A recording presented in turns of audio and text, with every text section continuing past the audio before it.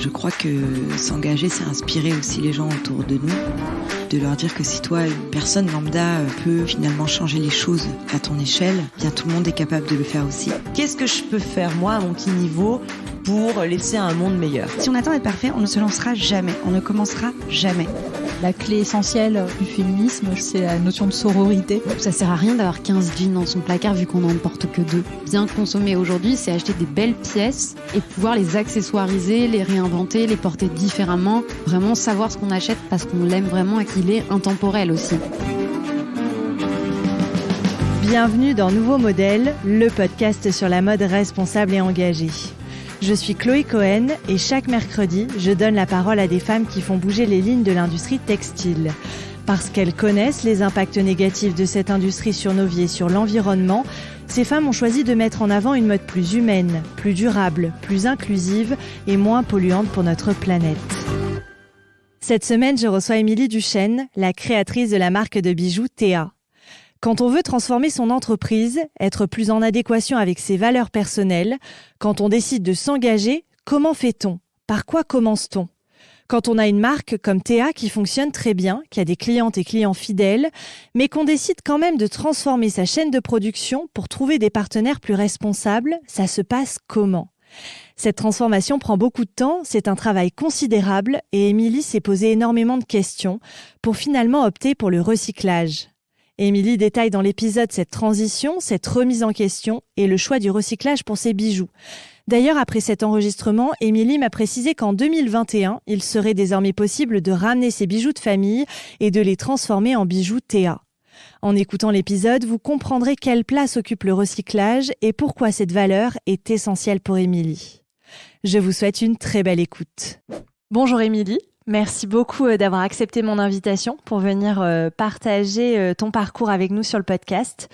Alors c'est marrant, en préparant cette interview, donc je suis allée creuser un petit peu, j'ai lu pas mal d'interviews de toi, de portraits et dans la presse, et j'ai eu l'impression qu'il y avait eu 2 Émilie, une avant la naissance de ta fille, de ta première fille, et une après, qui a provoqué pas mal de changements, dont la naissance de ton entreprise et tout. Alors je sais pas si je me trompe, mais c'est la sensation que j'ai eue en parcourant un peu tes portraits dans la presse.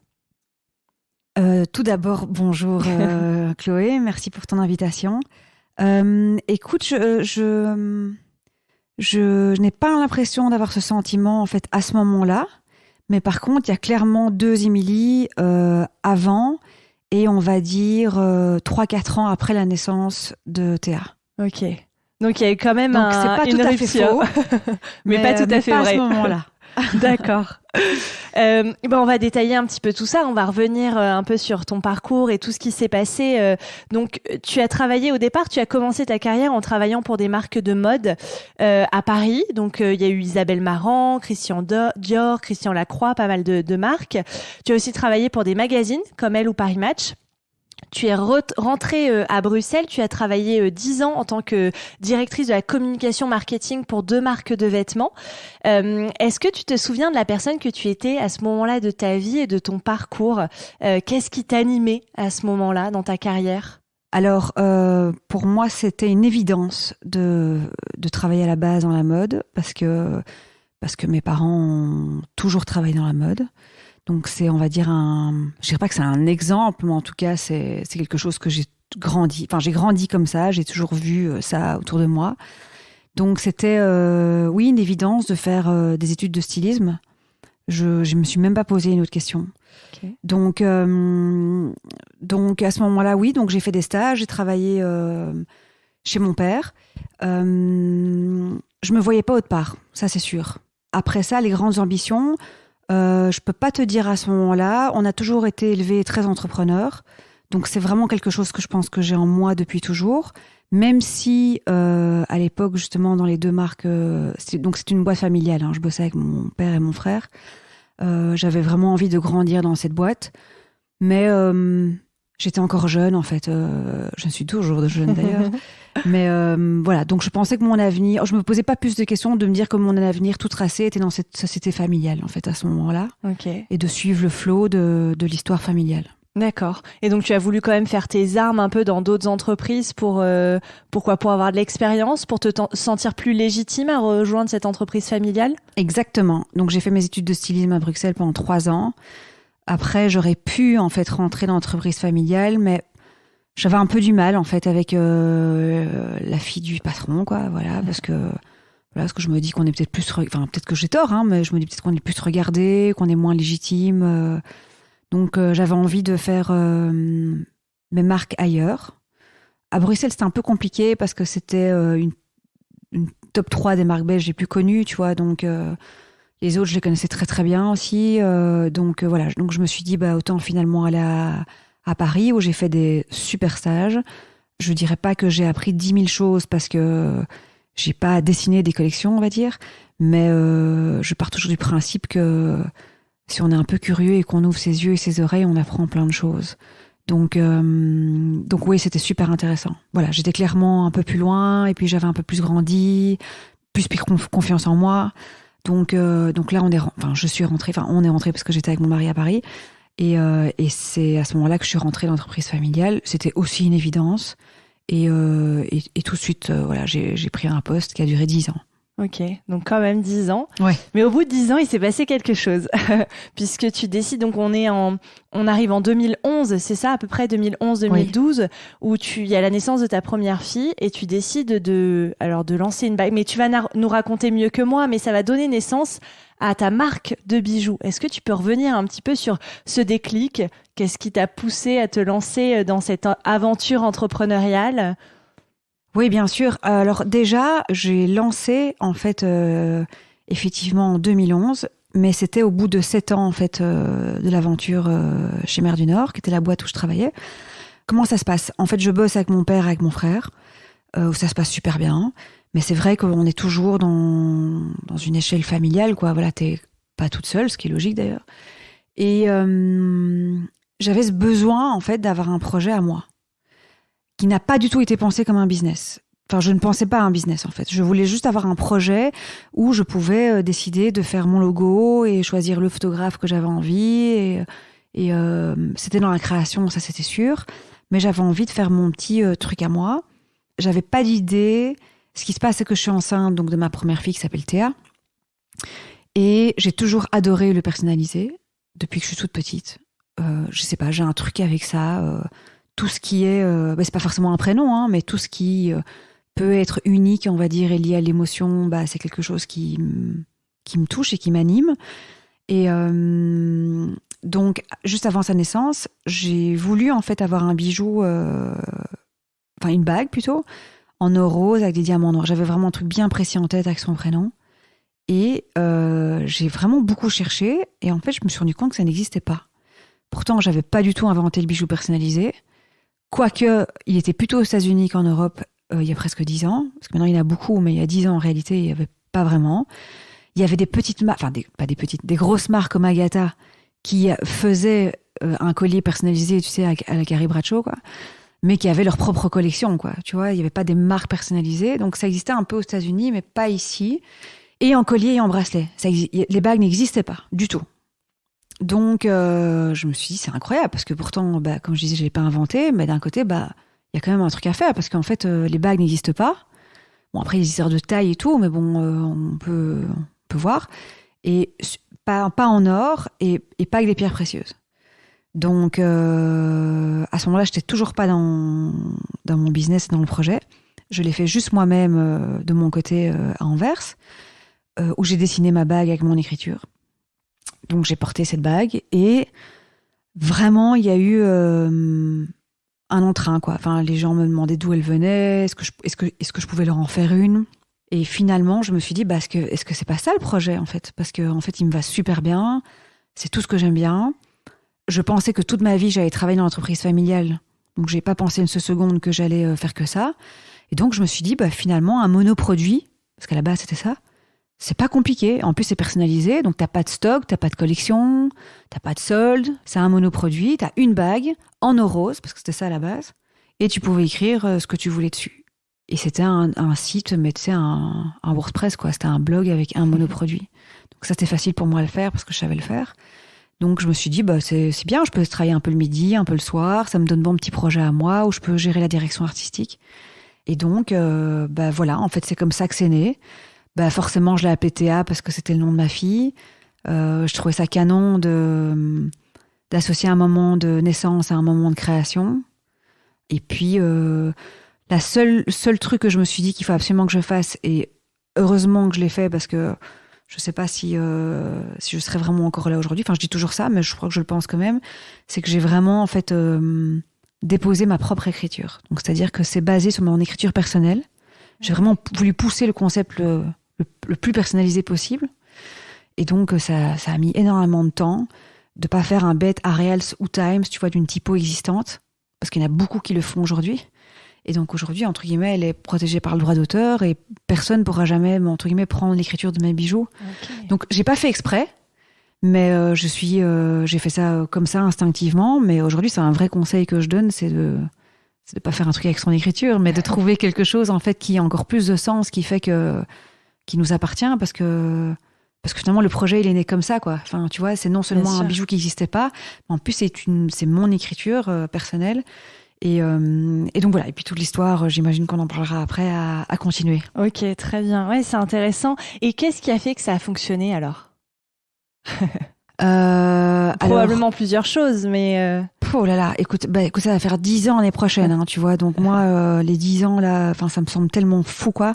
Je sais pas, tu sais, on me posait souvent la question de est-ce que t'as pas peur que ce soit à la mode et que ça s'arrête moi, je trouve pas que c'est un truc à la mode, en fait. Oui, c'est peut-être devenu parce que t'as beaucoup de choses personnalisées, mais en soi, dès que t'es lié, en fait, à l'émotion, c'est pas un truc à la mode, en fait, quoi. Tu vois, c'est que ce soit un bijou ou un t-shirt ou un sac ou une paire de chaussettes, si tu décides d'écrire quelque chose, je pense que c'est quelque chose qui te donne de la force, c'est quelque chose qui te donne de l'espoir, c'est quelque chose qui te donne des émotions. Donc, c'est quelque chose qui te suit finalement dans toute ta vie, qui te donne un super pouvoir, quoi. Donc, pour moi, c'est... écoute, c'est un truc qui dure, on va dire, dans le temps. Après, peut-être bon endroit, bon moment, rencontre. Moi, je trouve qu'il faut essayer de... Au plus on parle de son projet, au plus on rencontre des gens, au plus on a du réseau, au plus on grandit. Ça, c'est mon idée. C'est compliqué pour moi d'entendre, tu vois, je veux pas parler de mon projet parce qu'on va me le piquer ou... Moi, je trouve qu'au plus t'en parles, au plus les gens savent ce que tu vas faire, au plus il y a du partage, au plus on pense à toi. Et c'est ce que j'ai fait tout le temps. Donc, je pense qu'il y a eu... attention, là, je te dis que les positifs, mais c'est un grand ascenseur émotionnel, hein, bien sûr. Hein, tu vois, c'est pas les bisounours tous les jours, quoi. Donc, il y a eu beaucoup de hauts et beaucoup de bas, tu vois. Et puis j'ai été seule très longtemps aussi, tu vois, c'était compliqué. Puis j'étais accompagnée, puis maintenant je suis de nouveau seule. Donc tout ça est une longue histoire. Mais je pense que j'ai appris de chaque étape. Ouais. Et c'est ça qui a fait que petit à petit, il y a eu une croissance. Après, je voudrais juste ajouter que moi, je reste, je pense, je reste une petite boîte. Et c'est mon ambition, en fait. Et ça ne veut pas dire que j'ai pas d'ambition, mais je suis très OK, en fait, de travailler qu'avec des freelances, de garder ma liberté, de pas être une grande chef d'entreprise, de pas avoir plein d'employés. Mon bonheur, il passe par là, et je pense que c'est comme ça que j'aime bien les travailler tous les matins, parce que je suis en phase avec ce que moi j'aime, en fait, dans l'entrepreneuriat. Moi, j'ai toujours voulu rester dans une croissance lente, mais bien, quoi. Je pense que je serais très perdue d'avoir un truc qui fasse du x10 avec plein de gens. Donc oui, je suis toujours là et je suis très fière d'être toujours là parce que c'est pas évident. Mais donc il y a eu beaucoup de choses et pas forcément que des choses chouettes, mais qui ont fait quand même ces choses pas chouettes m'ont fait quand même grandir et évoluer, quoi. Qui ont fait que tu es là aujourd'hui. Et au moment où ta marque devient un peu plus qu'un projet et devient un business, est-ce que tu te rends compte que c'est un peu, tu vas à contre-courant de justement ce qui était en train de se faire à cette époque-là, c'est-à-dire la fast fashion, la standardisation, le plein de pièces, tout pareil, pas cher. Toi, t'es quand même dans la personnalisation, donc la valeur sentimentale qui est redonnée à la pièce. Quelque chose de très unique. Est-ce que tu avais l'impression d'aller à contre-courant de ce qui se faisait à l'époque ? Non, et puis tu sais, il y a 10 ans, quand j'ai lancé cette marque de bijoux, Enfin, il y avait pas du tout en fait tout ce truc éthique et responsable et engagé. Enfin, je dirais pas du tout. Oui, il y avait, mais peu. En tout cas, on entend moins enfin, parler. pour moi, je sais que c'est un peu, enfin, ça peut-être un peu choqué ce que je dis, mais c'était pour des personnes un peu plus décalées. Enfin, tu vois, c'est même ma mère, tu vois, qui était déjà à l'époque quand j'étais jeune, qui parlait du bio et tout. Je la prenais un peu pour quelqu'un de. Non, mais je veux dire pas à côté. Hein, je veux dire, elle était juste, mais elle était différente et je trouvais ça bien, c'était un chouette exemple, mais c'était quelque chose qui était pour moi très niche. Donc quand j'ai lancé, je me suis pas posé la question, j'ai fait comme tout le monde faisait, comme il fallait faire et je me suis pas posé la question, vraiment, pour être vraiment transparente. Ouais, bien sûr. Parce que c'est vrai qu'avec le recul, en fait, on se rend compte que il y avait quand même en 2010, 2011, après il y a eu le Rana Plaza et tout, c'est quand même l'émergence de la fast fashion. Oui, on a grandi avec cette fast fashion-là, donc c'était standardisation, plein de pièces. Et quand on lance un concept de personnalisation, on est en complet décalage avec finalement ça. Et c'est tant mieux, j'ai envie de dire. Bien sûr. Mais c'est vrai que c'est un pari osé d'aller un peu à contre-courant de ce qui se fait au moment où on se lance. Tu as tout à fait raison, mais je viens de le réaliser au moment où tu viens de me le dire. Très bien. Comme quoi. Écoute, je ne veux pas t'inventer quelque chose. Là, tu viens de me le dire et c'est vrai que tu as raison et on me l'a jamais dit et je me le suis jamais dit. Mais je voulais juste simplement d'avoir quelque chose pour moi, précieux, sans trop réfléchir, un truc qui me donnait du sens en fait. En fait, j'avais besoin de sens à ce moment-là. C'est ça qui a pris le dessus en fait sur finalement tout le reste. Tout le reste en fait, c'était vraiment avoir quelque chose sur moi qui me réconfortait, qui me donnait de la force, comme je disais, un super pouvoir quoi. Tu vois ce que je dirais, ça s'est arrêté là en fait. Ouais. À ce moment-là. Bien sûr. Après, ça a évolué. Et tu as toujours eu cette passion pour la personnalisation, enfin, je veux dire, de remettre du sens et de l'attachement dans, par exemple, les vêtements que tu avais ou les bijoux que tu avais. C'est toujours quelque chose qui te tenait à cœur?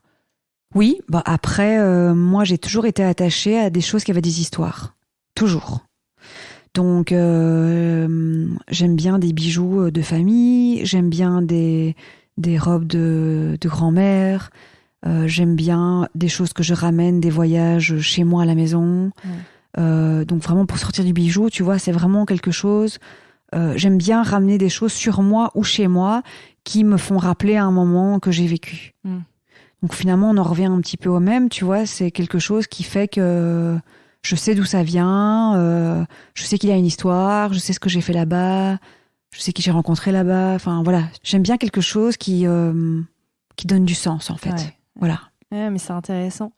Et j'aimerais bien qu'on parle un petit peu, qu'on rentre dans le détail de la fabrication des bijoux et qu'on parle notamment des pierres que tu utilises. Parce que j'ai regardé, tu vas nous expliquer un petit peu et me dire si je me trompe, mais pour les sourcer, tu travailles avec l'organisation NASOA, on dit NASOA, qui est extrêmement engagée. Je suis allée sur le site, qui vise la neutralité carbone. Enfin, il y a quand même beaucoup de choses qui travaillent avec plein d'organisations. Donc, il y a un engagement environnemental et social très fort. Est-ce que tu peux nous détailler un petit peu ça, revenir sur ce choix de collaboration Bien sûr. En fait, donc Chloé, elle s'appelle. Ouais, j'ai vu. De NASOA. Je la connaissais pas. Alors, en fait, comment est-ce que on s'est rencontrés? Parce que je rassure, l'histoire est courte. Il y a quelques années, j'avais envie de prendre un cours de gémologie. Enfin, pas un cours, une formation de gémologie. Mais en même temps, j'avais pas le temps de retourner à l'école, quoi. Donc, je cherchais des cours du soir ou une formation qui était en peu de temps, on va dire, pour vraiment bien comprendre les pierres. Après, attention, moi, j'ai des pierres 0,8, quoi. Donc, c'est pas des pierres, quoi. Enfin, tu vois, c'est des petits éclats, on va dire, quoi. Oui, c'est pas le gros diamant, non. C'est pas la grosse pierre. Ouais. Après, forcément, il faut de la qualité, il faut faire attention, il faut savoir d'où elles viennent. Ça, je suis complètement d'accord. Ouais. Mais il faut pas non plus. Non, les gens iront voir, mais c'est vrai que tes bijoux, voilà, c'est pas la pierre, le solitaire, c'est pas du tout ça. Non.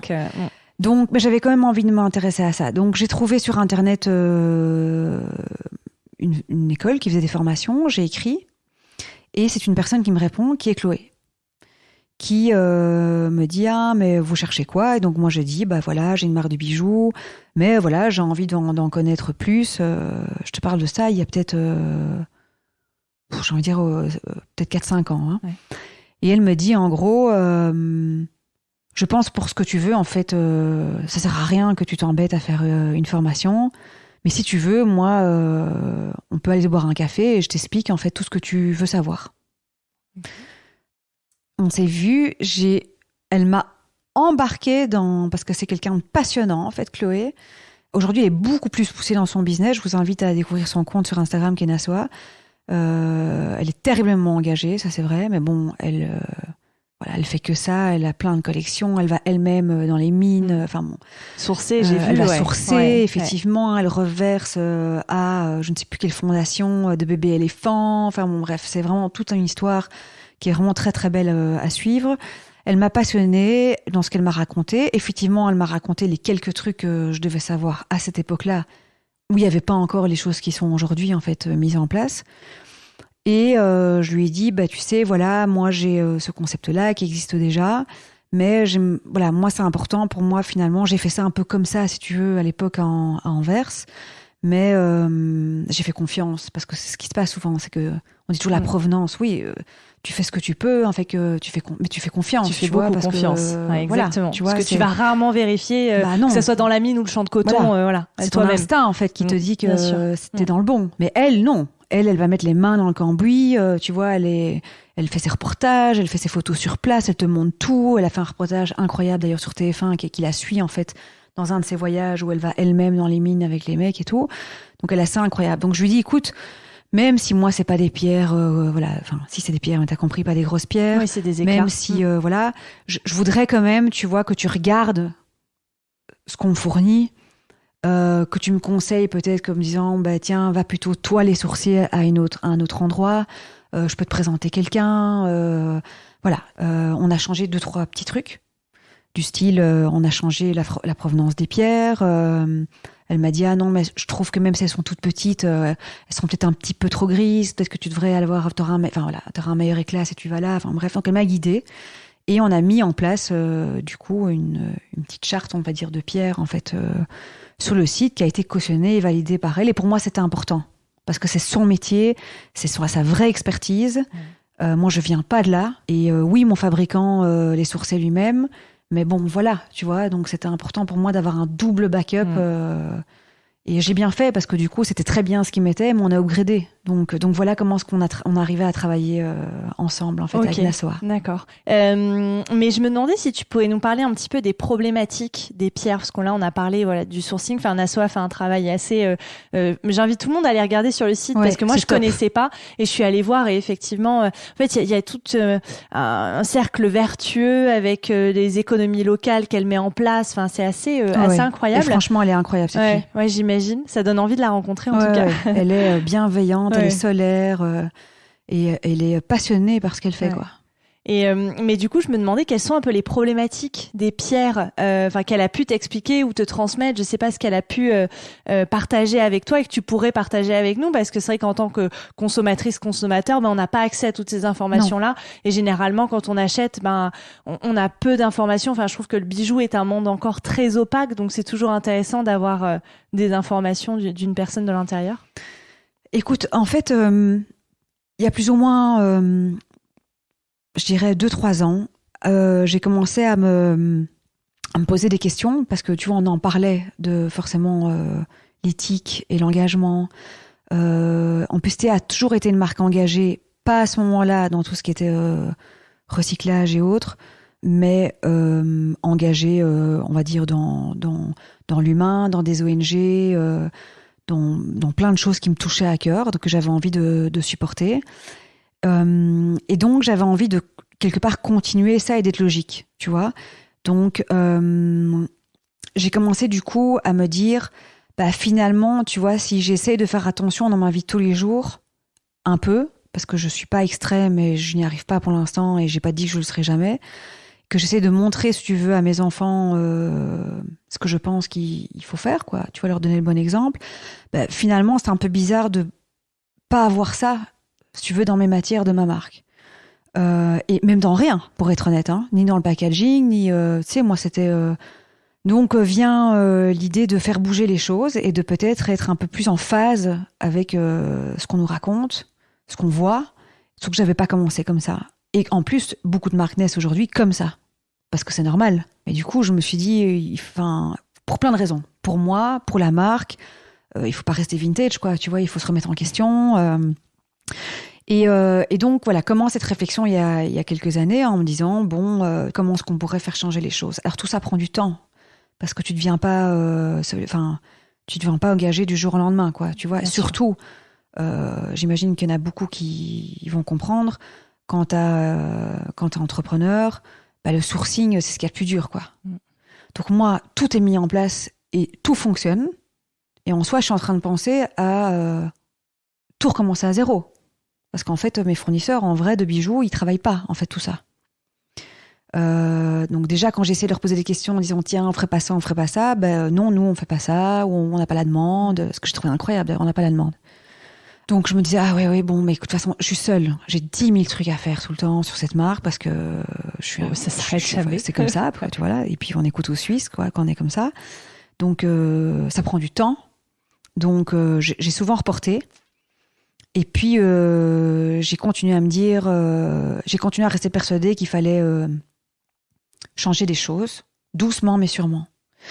Donc évidemment, j'en parlerai après, le packaging, l'envoi et tout ça est quasiment fait ou en cours pour janvier. Mais commence à venir quand même plus tôt, en fait, effectivement, tout ce qui est métaux et pierres. Donc j'en viens, tu vois, à ta question.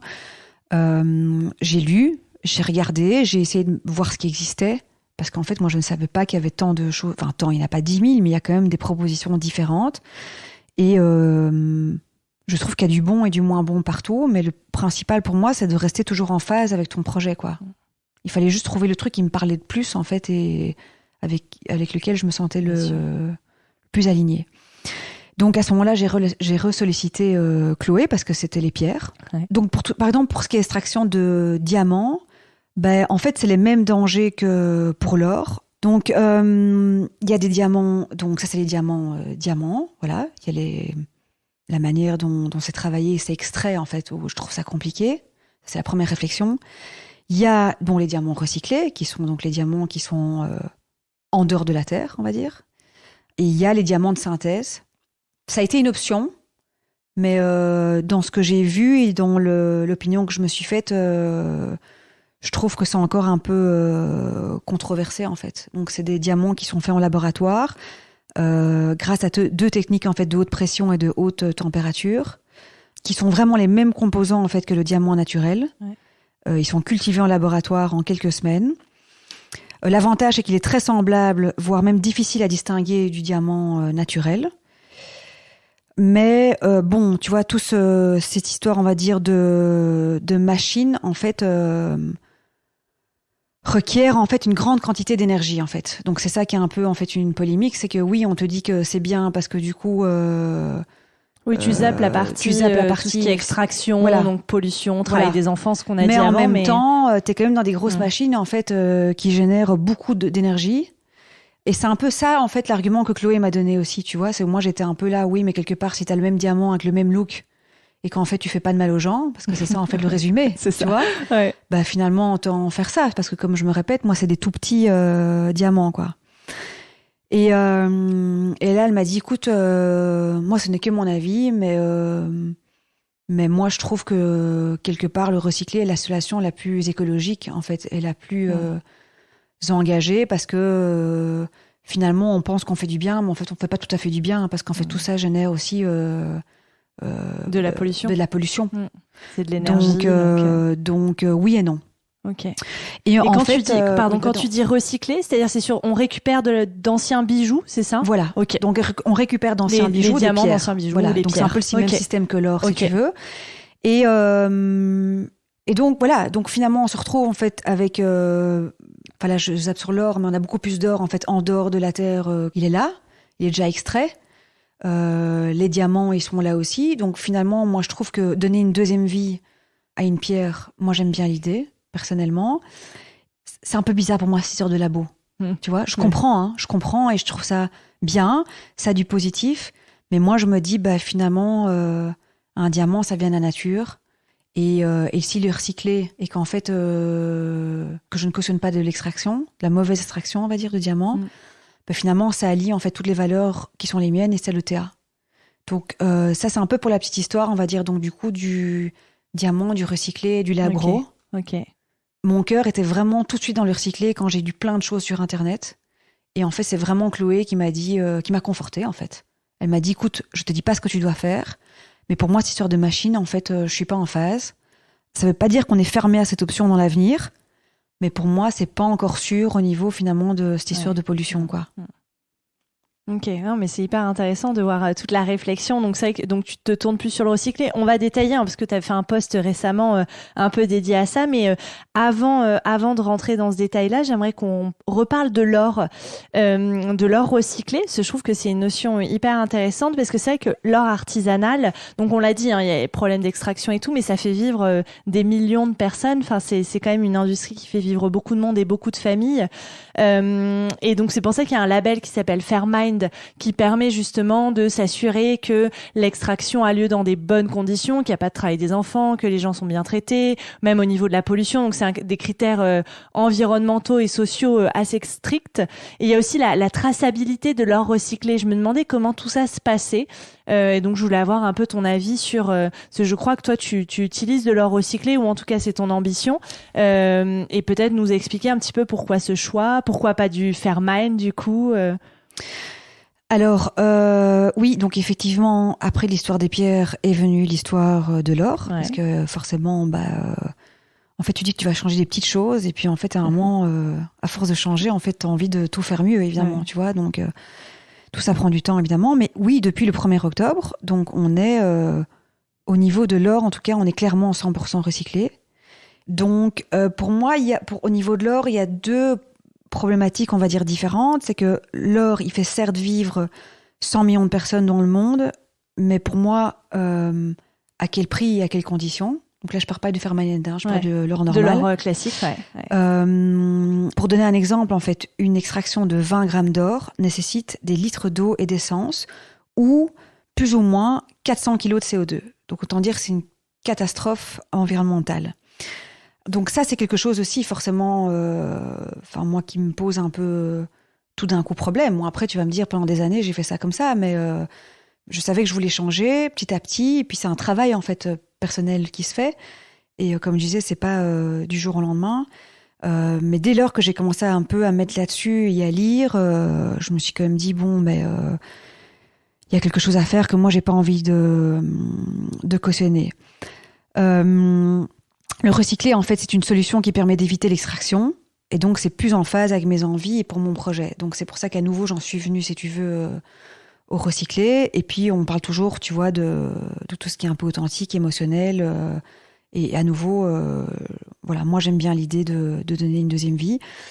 Et je trouve que ça va bien, finalement, avec mon histoire. Ouais. Et il y a mais c'est la même problématique pour les vêtements, tu me diras, mais est-ce qu'il y a un label qui t'assure que c'est recyclé? Comment tu prouves, comment tu sais, toi, que c'est recyclé? Alors, ça reste un défi, en fait, je pense, aujourd'hui. Il faut se le dire clairement, tu vois. En fait, il faut d'abord trouver un partenaire qui utilise le recyclé. Ce qui a été mon cas, donc j'ai dû changer, ce qui était vraiment pas rien, parce qu'autant dire que quand t'as quelqu'un qui te fait 10 000 bijoux, qui écrit en fait avec ton écriture, parce que c'est ça la vérité, c'est que chaque bijou est unique. C'est pas évident de retourner à zéro et faire plein de protos et de tout refaire à zéro. Donc d'abord c'est trouver un partenaire qui fait le recycler, et ensuite c'est renseigner sur ses propres partenaires à lui et son propre sourcing. Et puis le reste, c'est une question de confiance, quoi, si tu veux. Après, c'est vraiment de l'intuition. Je me suis retrouvée devant un fabricant avec un gros immeuble sur une rue où il y avait plein de fabricants qui faisaient du recyclé, qui était super sympa, où l'usine était comme dans un hôpital. Donc c'était quelque chose qui était canon, mais t'aurais pu être à Miami, c'était un peu la même chose. Tellement que c'était canon. Mais aussi très chouette, parce que le potager sur le toit, parce que tout chouette. Et un autre, là tu fais un 360, qui était dans la campagne portugaise, à 1 heure de l'autre. Toute petite maison au milieu d'une forêt de palmiers, de père en fils depuis 4 générations. Toute petite maison qui 4 hommes, cousins et frères, qui bossaient sur des bijoux, que sur du recyclé. Est-ce que je vais dans un truc rassurant qui a l'air un peu d'une grosse machine qui fait plein de bijoux pour des marques parisiennes, ou est-ce que je vais dans quelque chose de très familial, plus petit, peut-être moins, peut-être plus risqué? J'ai choisi la famille parce qu'ils font que ça, et depuis quelques années. Donc c'est pas, ils ont fait ça parce que c'est la mode, ils font ça parce que c'est leur valeur, parce que c'est familial, parce que du coup ça me touche, et donc du coup ils rentraient entièrement dans les valeurs en fait de ce nouveau tournant de Théa en fait. Donc je peux pas te le garantir parce que voilà, mais il m'a expliqué qu'il avait reçu un label, qu'il travaillait le recyclé, que ça venait en fait d'un fournisseur en Allemagne parce qu'il estimait que lui c'était le bon avec lequel il voulait travailler. Et je pense qu'ils ont une très jolie histoire familiale qui fait que j'avais envie de donner ça chez moi, quoi. Ouais, bien sûr. Ça te parlait, en tout cas, c'était en accord avec les valeurs de ta marque, de transmission, de tout ça, quoi. Exactement. Familial. Donc, en fait, finalement, tout ce que je te raconte, c'est pour un peu détailler et comprendre le cheminement et pour expliquer bien en sûr, quelques mots. Mais c'est hyper intéressant. Mais en soi, je me suis pas dit, je veux faire du recyclé absolument. En fait, je suis partie avec rien. Mais en fait, au plus, en fait, j'avançais, au plus j'étais en phase vers ça, parce que pour moi, c'est lié à l'émotion, ça a une deuxième vie. C'est authentique, ça vient quand même, tu vois, de la terre. Enfin voilà, que même si les laboratoires existent, que les labels existent, que tout ça existe, j'en suis bien consciente. Et je trouve qu'il y a du positif et je dirais pas négatif, mais du moins bon dans chaque phase. Mais je pense que le plus important, c'est d'être en phase finalement avec son choix. Et il y a que comme ça, en fait, finalement, que tu portes le mieux en fait ton nouveau projet. Et pour moi, c'était important que ça soit lié. Et puis j'en reviens à l'émotion, tu vois. J'ai été émotive devant cette famille, j'ai trouvé que c'était chouette, qu'elles avaient des hyper chouettes valeurs. J'étais moins à l'aise avec l'autre qui faisait du recyclé, mais je sais pas t'expliquer. Il y a un truc instinctif qui fait que c'est pas du tout que je le croyais pas, je suis sûre qu'il le fait, mais je pense qu'il le faisait parce qu'il y a beaucoup de marques qui lui demandaient de le faire. Ouais, alors que les autres, ils le sont 100% parce que je pense que c'est en eux et dans leurs valeurs, quoi. Ouais, bien sûr. Et ça, c'est un instinct personnel. Ouais. Et donc on a parlé donc de l'or, des pierres précieuses, donc tout ça, tu te tournes petit à petit vers le recyclé. Et encore une fois, c'est pas simple parce que c'est tout changé en fait. Oui.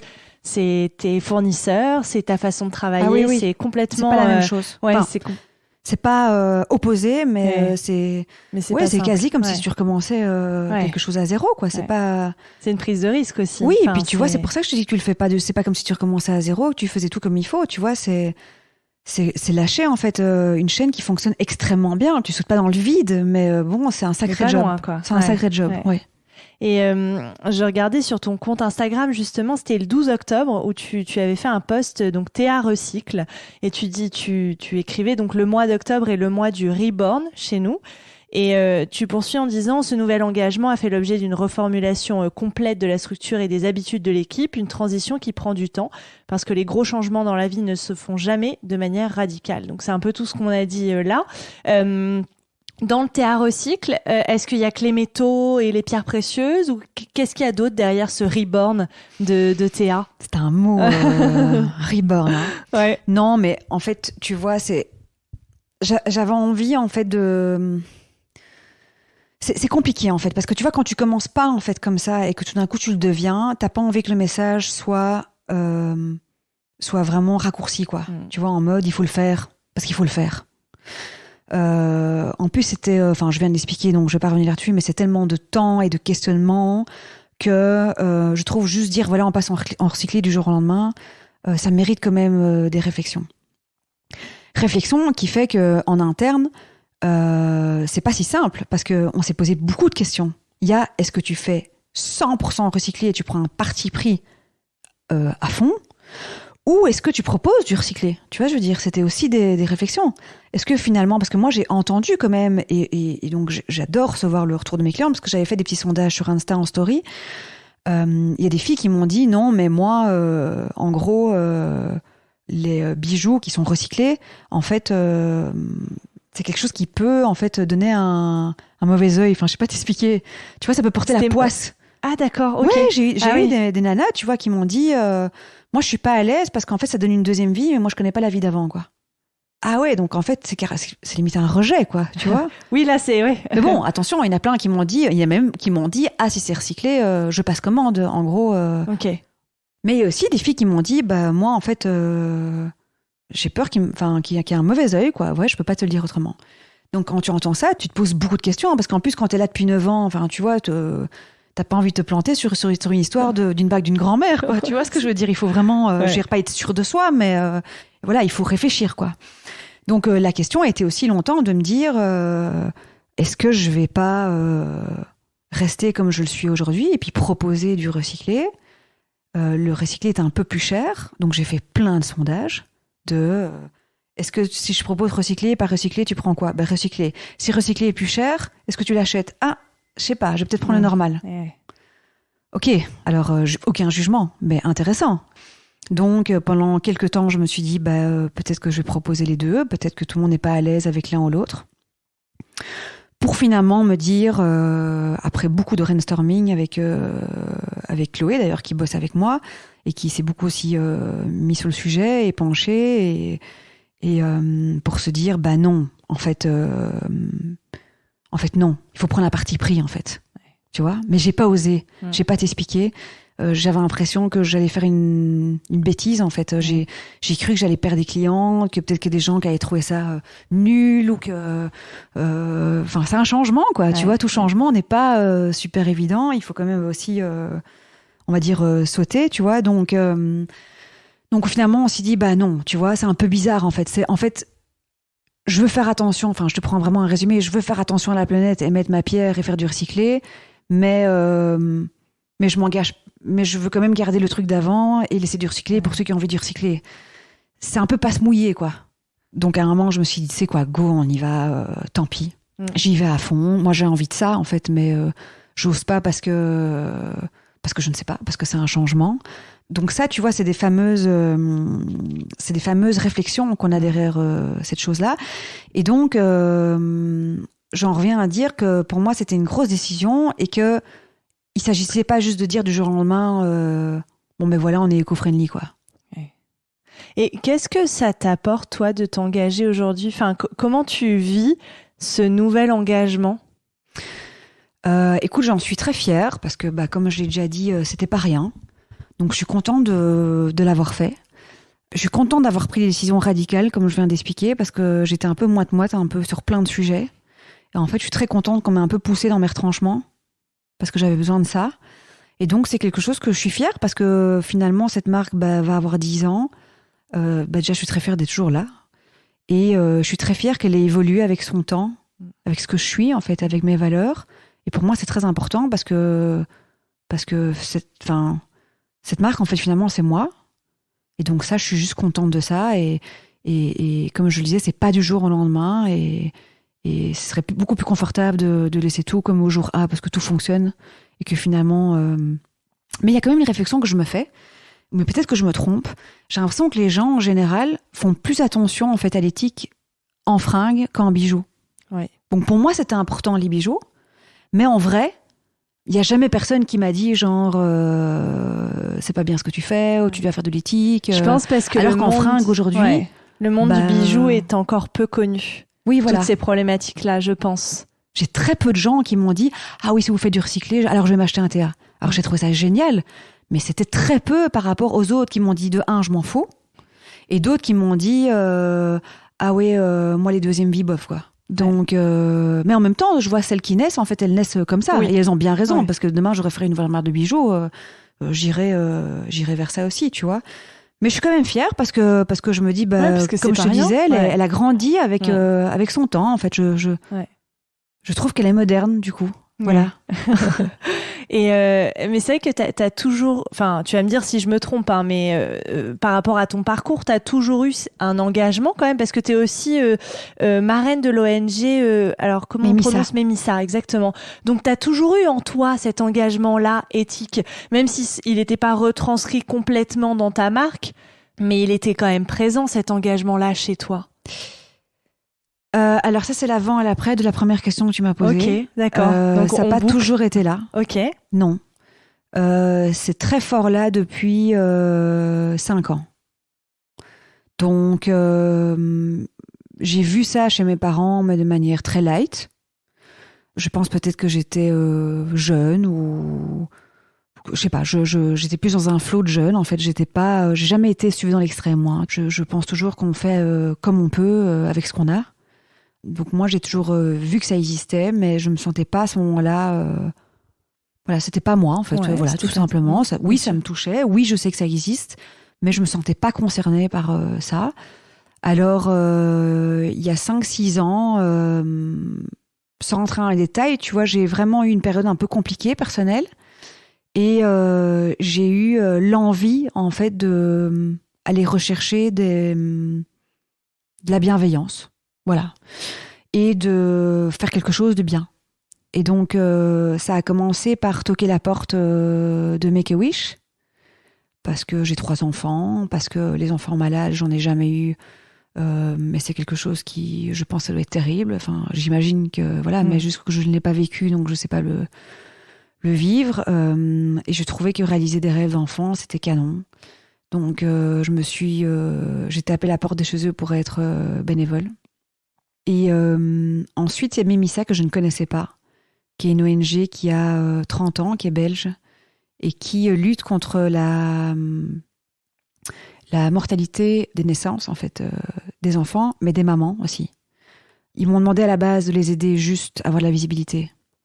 J'ai dit ok, mais je veux pas juste bêtement partager une image et dire que voilà. Donc j'étais dans leur bureau, ils m'ont parlé de leur projet, j'ai trouvé ça super intéressant.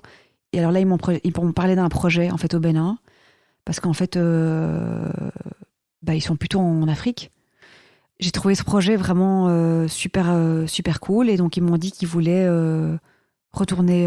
aller au Bénin pour aller faire le tour des hôpitaux et des centres de santé, aller voir ce qui manquait. Et en fait, très spontanément, je leur ai demandé si je pouvais y aller. Donc ça, c'était juste avant le confinement. Beaucoup de chance. Ouais. Donc c'était en février. Et c'était incroyable. Déjà, j'ai mesuré avant ce qu'ils faisaient parce que j'étais présente. Mais alors, sur place, c'était une aventure incroyable, quoi. Incroyable. J'ai vu plein d'accouchements. J'ai rencontré plein de mamans et de grand-mères. On a dormi dans les hôpitaux. On a discuté avec les gens, avec les sœurs qui ont des dispensaires. On a vu ce que Mimissa mettait en place. On a vu les vaccins. Écoute, c'était... je veux pas te dire qu'il y en a avant, un après, parce que c'est pas vrai. Mais... ça a été marquant quand même. Ça a été très marquant. Et là, je sais vraiment, du coup... très clairement visualiser en fait ce qui se passe. Donc voilà, après j'ai pas un truc où je vais faire tous les voyages humanitaires, j'en ai fait un, mais si je peux continuer à les aider comme je peux, je le ferai évidemment avec plaisir. Donc pour répondre à ta question, oui, ça arrivait fortement après un moment perso. C'était envie de m'engager, j'essaie de mettre mes petites pierres comme je peux. Mais ce qui me touche, si je peux aider, je le fais avec plaisir, ça c'est sûr, quoi. Ok. Donc tout ça a découlé vers aussi l'envie d'aller plus loin avec ta marque Théa. Aussi, en fait, je pense que tout ça s'est mélangé en même temps. Ouais. Et oui, il y a un moment où je me suis dit, finalement, t'es ça en perso, Théa c'est toi, quoi. Alors pourquoi Théa n'a rien ? Parce qu'il n'y avait rien. Donc oui, c'est venu petit à petit. Donc c'était pas l'avant et l'après Théa, c'est plutôt le nouveau Théa, c'est plutôt le reborn. C'est le reborn, le fameux reborn. Très bien. Écoute, on arrive quand même à la dernière question de cette discussion qui est rituelle sur ce podcast. Est-ce que tu as des modèles dans la vie ? C'est marrant, la première chose qui vient à l'esprit, en fait, c'est mon père. Mais je le considère pas comme modèle, parce que c'est pas... je pense pas à lui comme un modèle. Mais par contre... c'est clairement quelqu'un en fait qui a toujours insufflé en fait une grande énergie. Donc bosseur depuis toujours comme un dingue, entrepreneur, pousser toutes les portes, pas grave de se planter, pas grave de faire des coups de poker qui fonctionnent ou qui fonctionnent pas. Donc je pense que ce côté très positif, très instinctif et le fait de jamais avoir beaucoup peur, c'est un peu bizarre à dire, mais pourtant c'est ma réalité, vient de lui. Et donc tu me disais tout à l'heure, qu'est-ce qui a fait que Théa existe toujours aujourd'hui ? Je dirais pas lui, bien sûr que pas. Mais je pense que, ayant un exemple comme ça, en fait, ça te permet en fait d'ouvrir beaucoup de portes. Ok. Donc je dirais pas modèle, mais en tout cas inspirant. Un moteur. Un moteur à fond, ça c'est sûr. Ok, très bien. Et écoute, merci infiniment d'avoir répondu à toutes mes questions. Avec plaisir. Merci à Émilie d'avoir participé à cet épisode de Nouveaux Modèles et merci à Thomas Langlin, notre ingénieur du son. Si vous aimez l'émission, dites-le moi avec des mots doux et des étoiles sur vos applications préférées et parlez-en autour de vous. C'est ce qui m'aide le plus à faire connaître le podcast. Pour ne louper aucun épisode, rejoignez-nous sur Facebook, Twitter et Instagram @nouveaumodèle.podcast. Je vous dis à très bientôt pour rencontrer un nouveau modèle.